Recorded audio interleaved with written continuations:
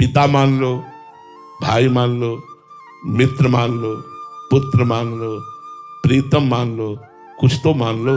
और ऐसा मानो कि जैसे उससे बड़ा कोई दोस्त हमारा नहीं, उससे बड़ा कोई प्रीतम हमारा नहीं, कुछ तो प्रभु को अपना मान लो। सांसारिक जैसे प्रेम करते हो ऐसे एक हिस्से में प्रेम तो प्रभु को दे दो। एक हिस्सा मानकर प्रभु मेरे पिता है।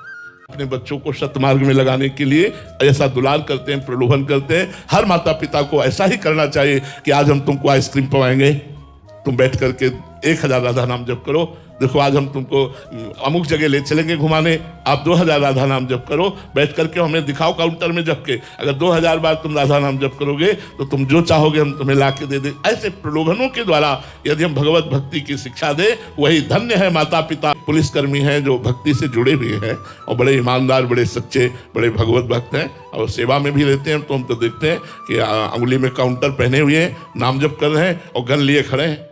क्या फर्क पड़ता है? अपनी ईमानदारी से, अपनी सच्चाई से यदि नौकरी की जाए तो हर नौकरी भगवान की पूजा है, क्योंकि समस्त सृष्टि भगवान का ही रचा हुआ है। तो कोई भी नौकरी की जाए, ईमानदारी से की जाए, मेहनत से की जाए, धर्म पूर्वक की जाए और नाम जप किया जाए तो भगवान की ही सेवा है। संकल्प न किया जाए तो प्रारब्ध भोग कर इष्ट सेवा, संत सेवा, गुरु सेवा भगवत प्राप्ति करा देगी।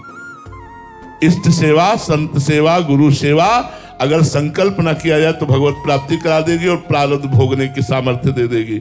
अगर संकल्प कर लिया जाए कि इष्ट सेवा, गुरु सेवा, संत सेवा से मेरा ये रोग नष्ट हो जाए, मेरा प्रारब्ध नष्ट हो जाए, तो निश्चित नष्ट हो जाएगा, निश्चित, इस पर कोई संशय नहीं है। ईश्वर कोटि के महापुरुषों को तो माया ने मोहित कर लिया। हम लोग क्या है?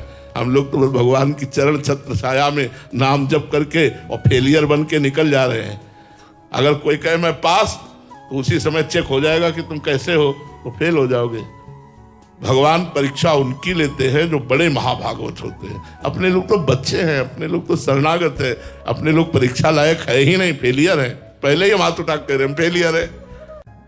जिसे प्रारब्ध कहते हैं, जिसे दैव कहते हैं, जिसे विधि विधान कहते हैं, तो विधि विधान कैसे बनता है?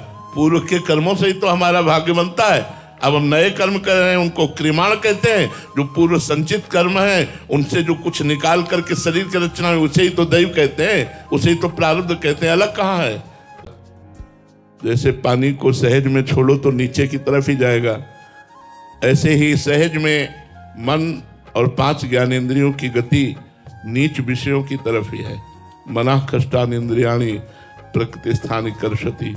माया की तरफ ही 5 ज्ञानेंद्रियां शब्द, स्पर्श, रूप, रस, गंध भोगने के लिए मन के साथ जाती है। सहज में तो इसकी ये गति है। अब भजन के द्वारा इनको ऊर्ध्वगामी बनाना होगा। तो तुम बाहरी देख रहे हो, आंतरिक जो वैभव प्राप्त हुआ है, आंतरिक जो सुख प्राप्त हुआ है, वो तो हमारी वाणी कह ही नहीं सकती। लेकिन हम सबसे प्रार्थना करते हैं, जैसे हम डॉक्टर की बात मानकर बिना कोई प्रश्न के औषधि पाते हैं, यदि आप हमारी प्रार्थना मान लेंगे और राधा राधा नाम जप करेंगे तो आप थोड़ी देर ही कीजिए, 24 घंटे में 24 मिनट ही कीजिए, फिर आप देखिए आपके जीवन का परिवर्तन हो।